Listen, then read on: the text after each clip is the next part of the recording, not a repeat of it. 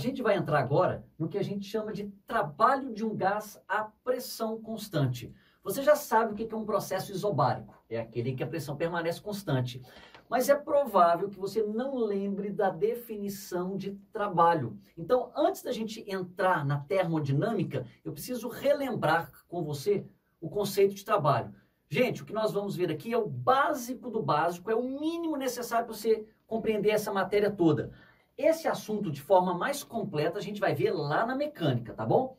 Bom, por hora, o que é trabalho? Eu vou usar a versão inglesa da palavra. Trabalho de uma força, work, W. Provavelmente você teve professores que usaram outras letras. Tem professor que usa a letra T, desse jeito, trabalho. Alguns usam a versão grega, assim, o tal. Tem gente que escreve o tal mais elaborado, assim, ó. E tem gente que prefere a versão inglesa como eu, W. Tudo isso vai ser o símbolo para trabalho. E o que eu vou chamar de trabalho? Capacidade de transferir movimento. Como assim? Olha só, eu tenho um bloquinho que estava parado e aí alguém puxa ele aqui na diagonal. Essa força, ela possui um ângulo com um deslocamento que eu chamo de ângulo θ. Durante todo o movimento, essa força não vai mudar, tá bom? E aí, repare, você concorda que esse bloco começou a se mover porque uma força atuou sobre ele? Ou seja, essa força, ao transferir movimento, essa força, ao provocar um deslocamento no bloco, realizou o que nós chamamos de trabalho. Matematicamente, trabalho é essa fórmula aqui, ó. Trabalho é igual a força vezes o deslocamento vezes o cosseno de θ. Bom, é uma equação, você deve guardar. Essa força tem que ser constante nessa equação, viu? Já que se a força variar, aí a gente vai ver lá na mecânica, aí você tem que usar um gráfico de força por deslocamento, aquele treco todo. E esse θ sempre vai ser o ângulo entre a força e o deslocamento. Então, θ entre F e D. Você lembra qual que é a unidade de trabalho? A unidade é o Joule. Jacques, é a mesma unidade de energia. Exatamente. Tanto é que trabalho e energia estão relacionados entre si. E a gente vai ver isso durante o nosso curso aqui. Bom, o que eu quero que você guarde, que talvez seja o mais importante aqui. Se há trabalho, guarda isso. Tem uma força produzindo um deslocamento. Só que, vem cá, o cosseno de um ângulo, dependendo do valor, cosseno, lembra lá do círculo trigonométrico? O cosseno ele não pode ir de 1 até menos 1. Eu posso ter valores positivos ou valores negativos. E aí eu quero que você guarde o seguinte. Toda vez que você tiver um trabalho de mais 100 joules, por exemplo, um trabalho positivo, significa que a força está a favor do movimento. Então, F a favor do movimento. Nesse desenho aqui, ó, você concorda que o deslocamento está para a direita e a força também está meio que para a direita? Essa força ajuda o movimento. Então, o trabalho dessa força é positivo. Ô, Jacques, eu não estou entendendo. Como é que você sabe que é positivo? Chuta que esse ângulo aqui é de 60 graus. Quanto que é cosseno de 60 graus? Não é 0,5? Mais 0,5? Um valor positivo. Quando é que o trabalho vai ser negativo? Vamos dar um exemplo bem simples. Pega um bloco, empurra e ele vai deslizando no solo com atrito. O movimento está para lá. O atrito está no sentido contrário. Essa força de atrito ajuda ou atrapalha o movimento? Não está atrapalhando? Tanto é que a velocidade do bloco vai diminuindo. Essa força que está atrapalhando o movimento, o ângulo entre a força e o deslocamento é de 180 graus. E cosseno de 180 graus vale menos 1. Aliás, bota num cantinho aí do seu caderno isso aqui, ó, é importante que você guarde 3 ângulos. O cosseno de 0 grau é 1, mais 1. O cosseno de 90 graus é 0. E o cosseno de 180 graus é menos 1. Nas provas eles não te dão isso aqui, tá? Aqueles senos, cossenos e tangentes de 30, 45, 60, a maioria das provas dão e você até sabe de cor. Agora isso aqui nunca dão. Guarde esses números aqui. Então, voltando. Quando é que o trabalho é negativo? De novo, se a força está para um lado e o cara está deslocando para o outro, essa força atrapalha o movimento. Cosseno de 180 graus, menos 1. Logo, o trabalho vai ser negativo. Ou seja, a força F está oposta ao movimento. E por último, quando é que eu vou ter um trabalho zero? São 3 situações. Por hora, eu só quero guardar uma com vocês. Aliás, 2. Ah, vai todas.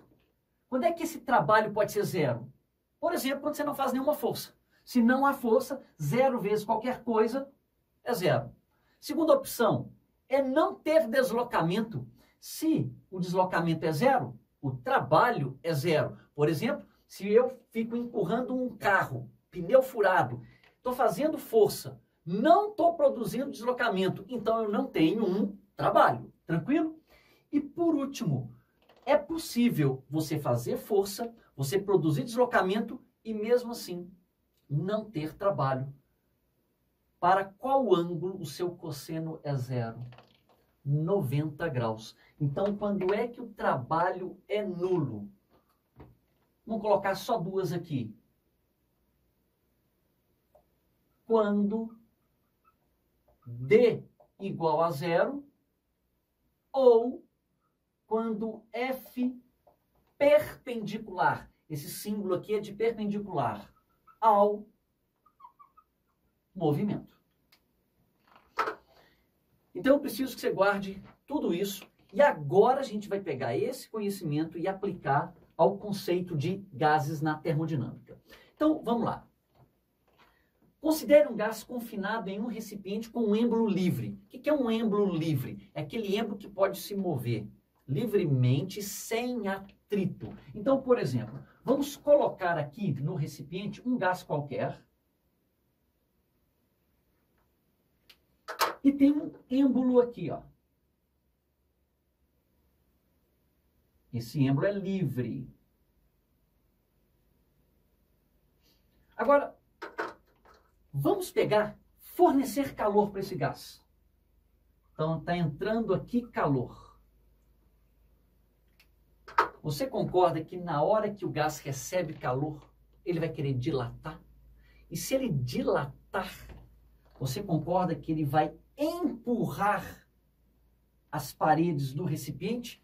Só que esse êmbolo não é livre? Ora, esse gás, então, vai aplicar uma força aqui, ó. E essa força vai produzir um deslocamento no êmbolo. Esse êmbolo vem para cá, ó.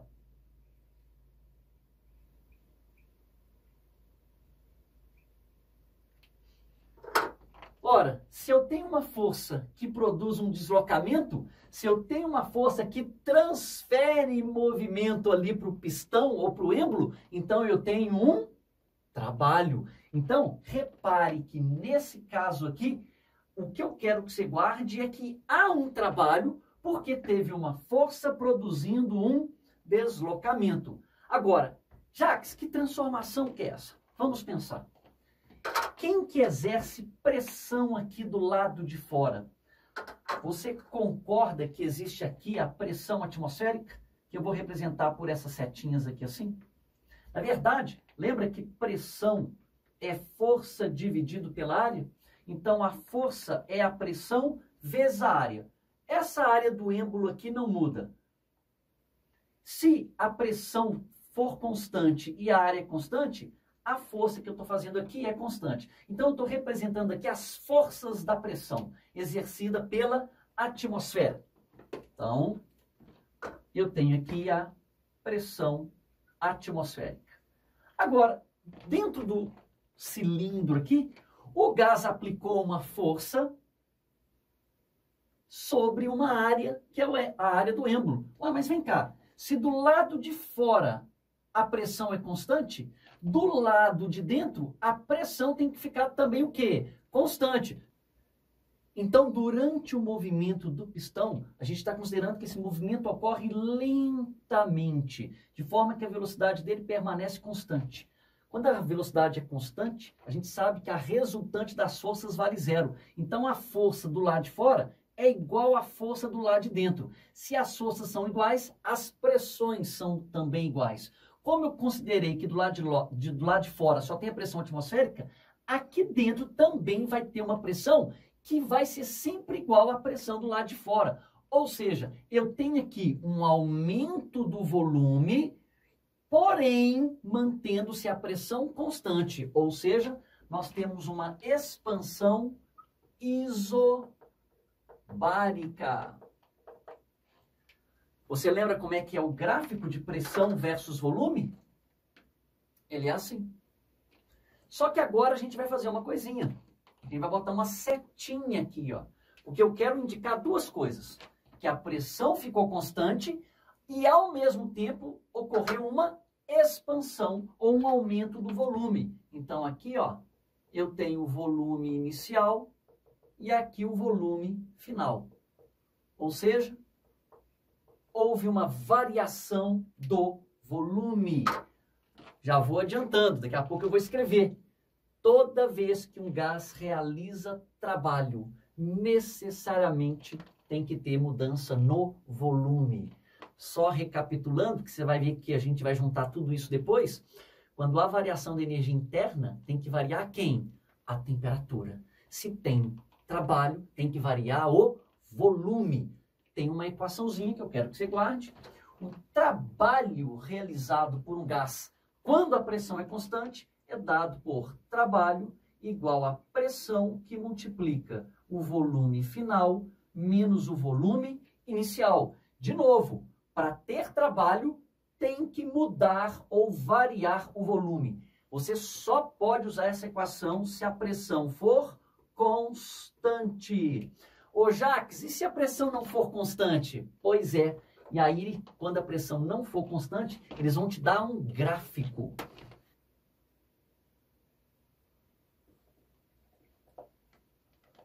Para um gráfico P versus V, temos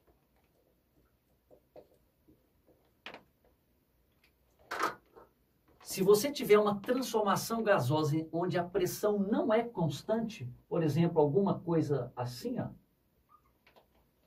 se te pedirem para calcular o trabalho, basta calcular a área sob o gráfico. Ô Jacques, e se a pressão for constante? Não tem problema. Se a pressão for constante, o gráfico é assim. Você vai calcular a área sob o gráfico, que dá um retângulo. Aliás, o retângulo é a base vezes a altura. A altura é pressão. A base não é ΔV? Exatamente essa fórmula aqui. O que eu quero que você guarde é que a área é igual ao trabalho. Bom, resumindo a ópera, o que você vai ter que guardar? Se há trabalho, então há variação do volume. Bom, lembra lá que a variação de energia interna podia assumir valores positivos ou negativos? O trabalho também. Se você olhar bem essa fórmula, quando ocorre uma expansão, o volume não aumenta? Se o volume aumentar,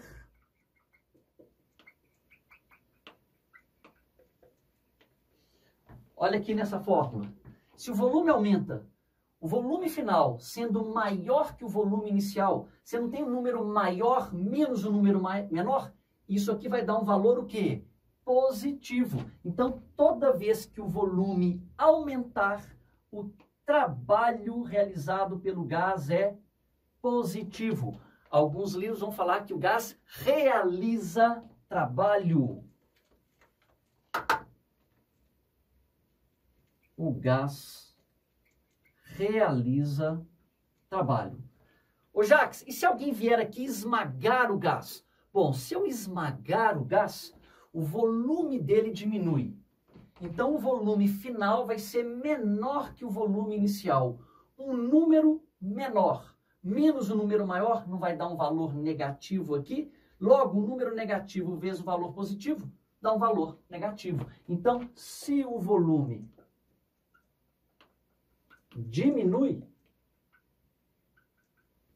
então o trabalho vai ser negativo. E a gente vai falar que o gás recebe trabalho.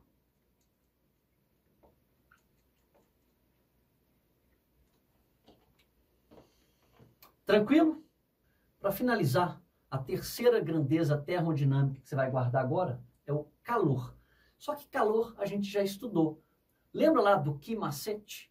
Se há variação de temperatura numa substância, esse cara pode ter ganhado ou perdido calor. Se ocorre mudança de fase, Q igual a ml, lá já é comentado com vocês que existe uma convenção de sinais.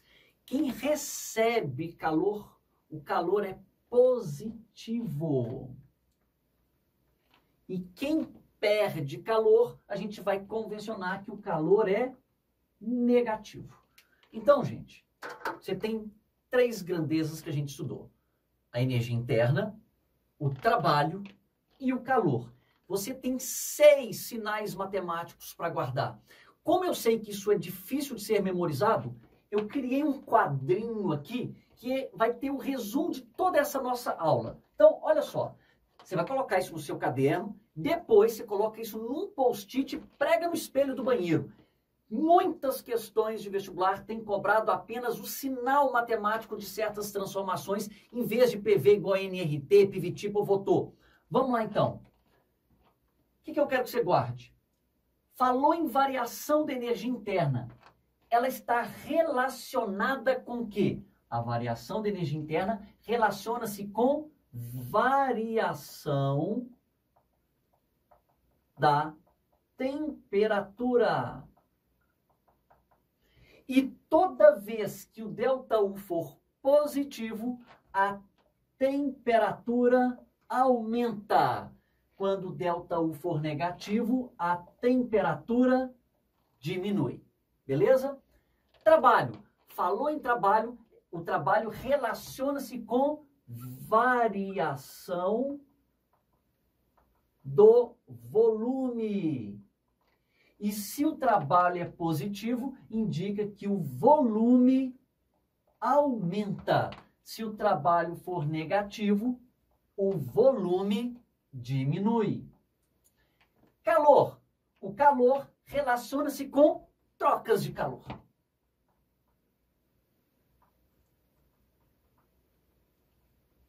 Sendo que o cara pode ganhar ou perder.